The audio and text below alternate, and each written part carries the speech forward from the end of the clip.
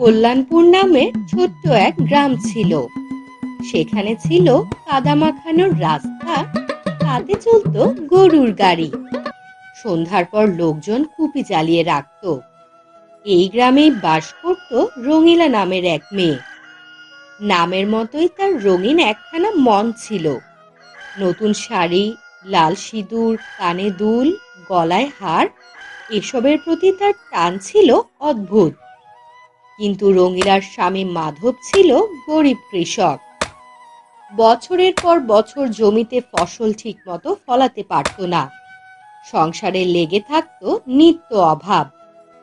মাধব, সবাইকে দেখি নতুন শাড়ি পরে মেলায় ঘুরতে যায়, আমার কি কখনো শখ পূরণ হবে না?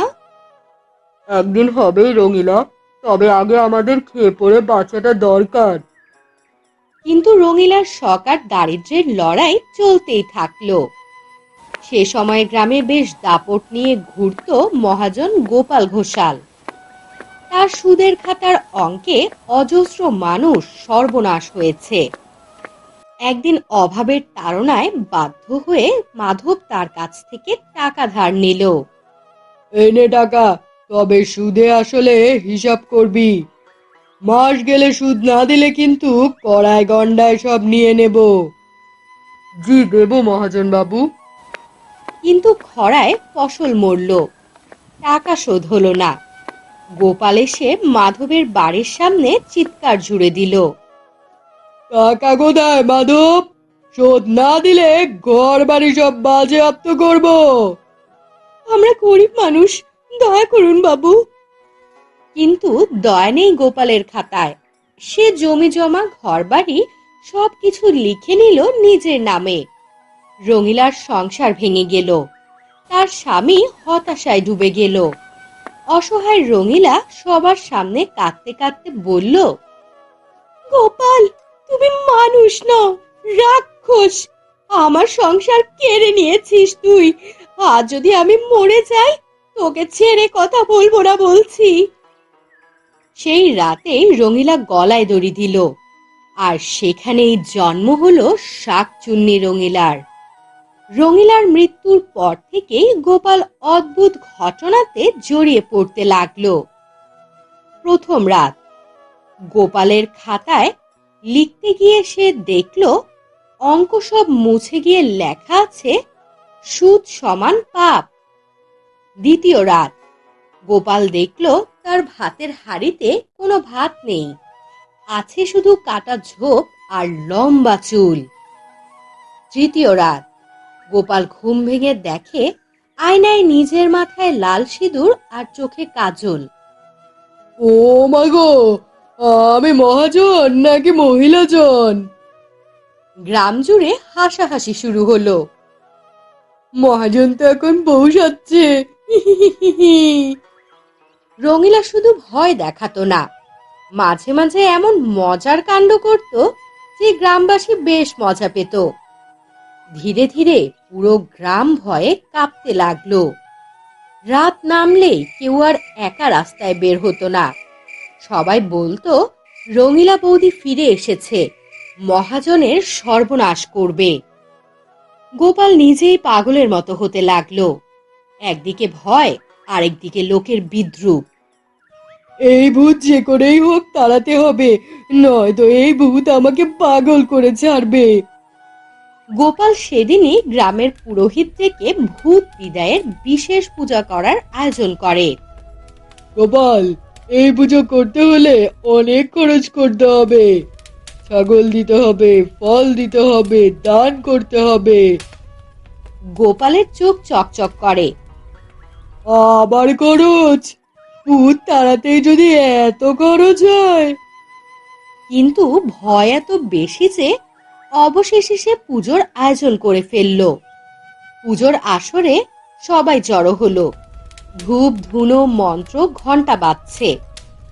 গোপাল কাপা হাতে বসে আছে। হঠাৎ প্রবল ঝড় বৃষ্টি সৃষ্টি হলো। বাতাসে মশাল নিভে গেল। তখনই শোনা গেল রঙিলার ভয়ঙ্কর গলা। এই গোপাল, আমাকে তাড়াতে চাস? পূজার খরচ তুই শোধ করতে নইলে আমি আবার তোর ঘাড়ে চড়ে বসবো। হি হি হি হি হি হি। ঠিক তখনই এক বুড়ি এগিয়ে এসে বলে, এই রঙিলা তোকে কোনো ক্ষতি করছে না, সে তো তোরই অন্যায়ের শিকার। জমি ঘর সব কেড়ে নিয়েছিস, তার আত্মা শান্তি পাবে কি করে? গ্রামবাসী একে একে রঙিলার পাশে দাঁড়ায়। রঙিলা আমাদের কারো কোনো ক্ষতি করেনি, বরং তোকে শিক্ষা দিচ্ছে মহাজন। গোপালের মাথা নিচু হয়ে যায়। পুজোর ধোয়া আর বাতাসের ঘূর্ণিতে রঙিলার অবয়ব ভেসে ওঠে। আমি প্রতিশোধ চাই না, চাই শুধু ন্যায়। মানুষের কষ্টে যেন আর কেউ লোভ না করে।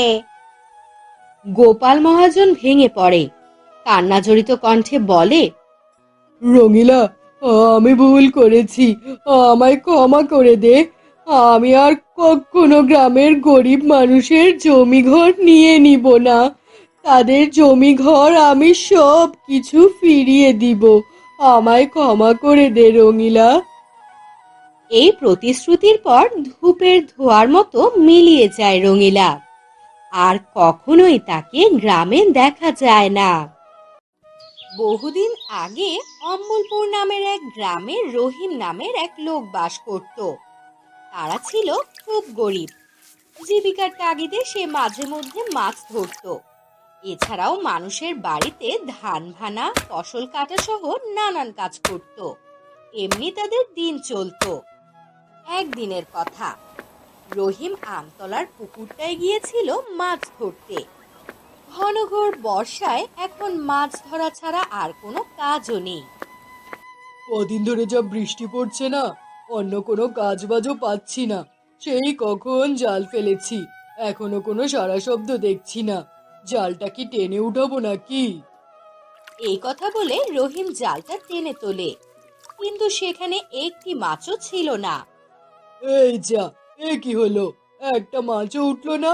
এমন হলে তো না খেয়ে থাকতে হবে। না না, আমি এক কাজ করি, আমি আবারও জাল ফেলি। এই পুকুরে তো সবাই মাছ ধরে। এরপর রহিম আবারও পুকুরে জাল ফেলে বসে অপেক্ষা করতে থাকে। তখন হঠাৎ তার চোখ পড়ে পুকুরের পাশে থাকা আম গাছে। বাহ, কি সুন্দর আম ধরে আছে! যাই, কটা আম পাড়ার চেষ্টা করি, জমিয়ে খাওয়া যাবে। কিছু না কিছু খেয়ে তো দিন পার করতে হবে। রহিম উঠে আম গাছের কাছে যায় আম পাড়তে। বাহ বাহ, কি সুন্দর পাকা পাকা আম ধরেছে। তবে আমগুলো এত উপরে, কেমন করে যে পারবো? আচ্ছা, আমি না হয় গাছে উঠে যাই। তারপর রহিম আম গাছে উঠে কয়েকটা আম পেড়ে নেয়। যাই, এবার গিয়ে জালটা টেনে তুলি। রহিম গিয়ে জালটা টেনে ওপরে তোলে, কিন্তু সেখানে একটি মাত্র মাছই ধরা পড়েছিল। ও মা, এ কি! মাত্র একটি মাছ ধরা পড়লো। এ পুকুরে তো মাছের কমতি নেই। তবে একটি মাছ কেন ধরা পড়লো? আবার জাল ফেলি তো। রহিম আবারও পুকুরে জাল ফেলে অপেক্ষা করতে থাকে। কিছুক্ষণ পর যখন আবার জাল ওপরে তোলে, সে দেখে সেখানে কোনো মাছ নেই। এ কি সর্বনাশ! এবার তো দেখছি একটা মাছও ধরা পড়লো না। দূর বাবা, আর পারবো না। এবার আমি বাড়ি চললুম। রহিম জাল কাঁধে নিয়ে বাড়ির দিকে রওনা দেয়। বাড়ি ঢুকতেই রহিমের গিন্নি তাকে দেখেই চেঁচাতে শুরু করে। কি হলো? আজকে কিছু আনতে পারলে? নাকি আজও জালে মাছ ধরা পড়েনি? ঘরে শুধু জল ছাড়া আর কিছু নেই বলে দিলুম আমি। যদি কিছু না এনে থাকো তবে আজ না খেয়ে থাকতে হবে। গিন্নির কথা শুনে রহিম চুপচাপ মাছটি গিন্নির দিকে এগিয়ে দেয়। দেখো দেখিনি, শুধু মাছ এনেছে। তা মাছ কি কাঁচা খাবে নাকি? ঘরে নুন তেল কিছুই তো নেই। আজ বেশ কবার জাল ফেলার পরও এই একখানা মাছই উঠলো। নুন তেল আর কোথা থেকে আনবো? বলছি, তোমার জালেই কি শুধু মাছ ধরা পড়ে না, নাকি তোমায় দেখে মাছেরা পালিয়ে যায়? তা আমতলার পুকুরটাতে যখন মাছ পাও না, তখন রোজ রোজ ওই পুকুরে মাছ ধরতে কেন যাও বলো দেখিনি? তোমায় কত করে বলেছি তালতলার পুকুরটা একবার যাও। রহিম তালতলার পুকুরের কথা শুনে গিন্নিকে থামিয়ে দিয়ে বলে, ওই তালতলার পুকুরের কথা মুখেও এনো না গিন্নি। ও পুকুরখানা অভিশপ্ত, ওখানে কেউ মাছ ধরতে যায় না। ওরে পাগল, কেউ যায় না বলেই তো তুমি যাবে। কেউ যখন যায় না তখন ওখানে তো অনেক মাছ আছে। তুমি একবার যাও না গো, দেখবে অনেক বড় বড় মাছ উঠবে জালে। বেশি লোভ করতে চেও না গিন্নি, পরে একখানা বিপদ হলে কি করে সামাল দেবো তখন। অত শত বুঝি না বাপু, তুমি কাল সকালে তালতলার পুকুরে মাছ ধরতে যাবে, আমি শুধু এইটুকুই জানি। পরদিন খুব সকালে ঘুম থেকে উঠে রহিম রওনা হয় তালতলার পুরনো পুকুরটার দিকে। পুকুরের ধারে গিয়ে সে জাল ফেলে। আশেপাশে কেউ নেই, একদম নির্জন। কিছুটা ভয় ভয় করতে থাকে তার। হে ভগবান, আজ যেন একটা মাছ হলেও উঠে, ঘরে খাওয়ার মতো কিছুই নেই। কিছুক্ষণ অপেক্ষার পর হঠাৎ জালে টান পড়ে। জালটা উপরে তুলতেই তার চোখ ছানা বড়া। একটি মাছও নেই, তবে জালের মাঝে উজ্জ্বল সোনালী আলো ছড়ানো ছোট ছোট অনেকগুলো ডিম, এক একটা যেন চোখ ধাঁধানো মনির মতন। এইগুলো আবার কিসের ডিম? এত আলো কেন আসছে ডিম থেকে? যত সব অদ্ভুত কাণ্ড।